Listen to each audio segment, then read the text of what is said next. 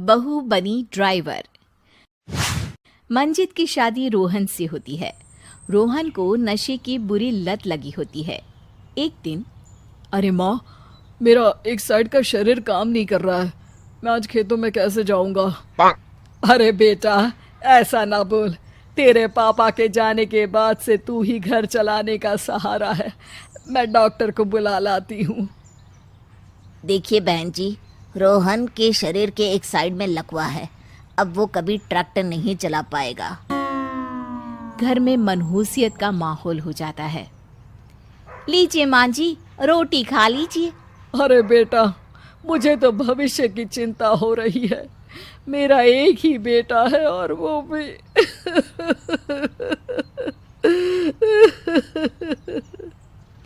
माँ जी, आप चिंता न करें। जब तक ये बीमार है मैं खेत जाकर काम कर लिया करूँगी।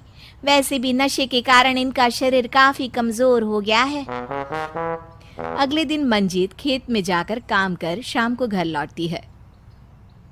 ये ले बेटा, पानी पी ले। कैसा रहा काम का पहला दिन? माँ जी, काम तो ठीक है, लेकिन मैं अगर ट्रैक्टर चलाना सीख लूँ ना तो काम और भी आसान हो जाएगा।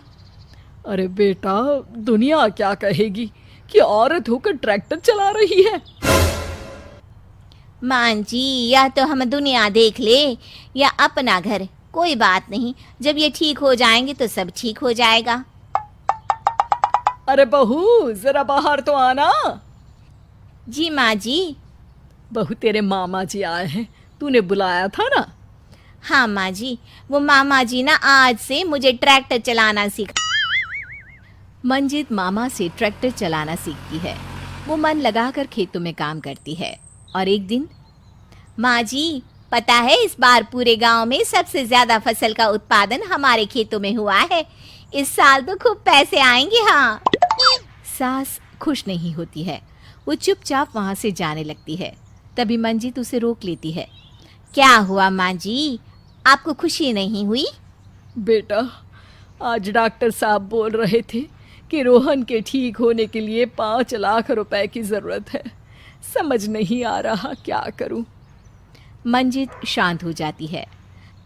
अगले दिन सास मंजित के पास आती है। बेटा, ये मेरे गहने हैं। इसे अपने गहनों के साथ जोड़कर सुनार को दे आ। जितने पैसे हो ले आ।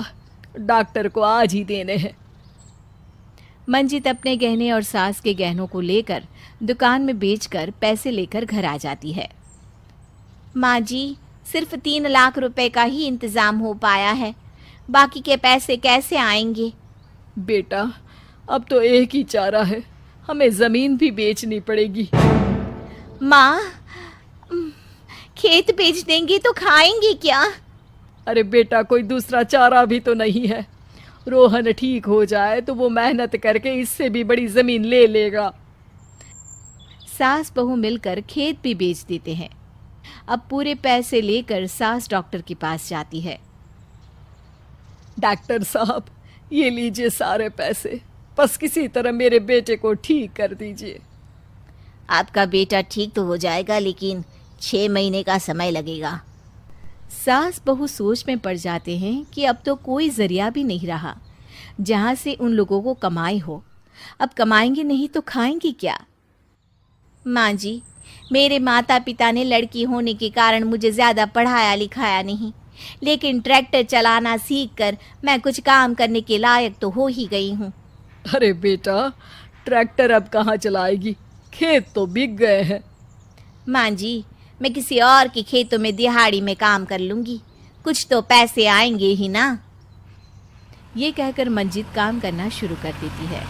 जैसे तैसे उन पैसों से गुजारा चल ही रहा था। माँ जी, पास के अस्पताल से मुझे नौकरी के लिए ऑफर आया है। पैसे भी ये 4 गुना ज़्यादा मिलेंगे और अब खाने पीने दवाई के साथ हम कुछ पैसे भविष्य के लिए भी जोड़ पाएंगे। लेकिन काम क्या है बहू? माँ जी, मुझे अस्पताल की एम्बुलेंस चलानी है। अरे, तू तो मेरी बहू नहीं, बेटा है बेटा। ज़रूर जा बेटा।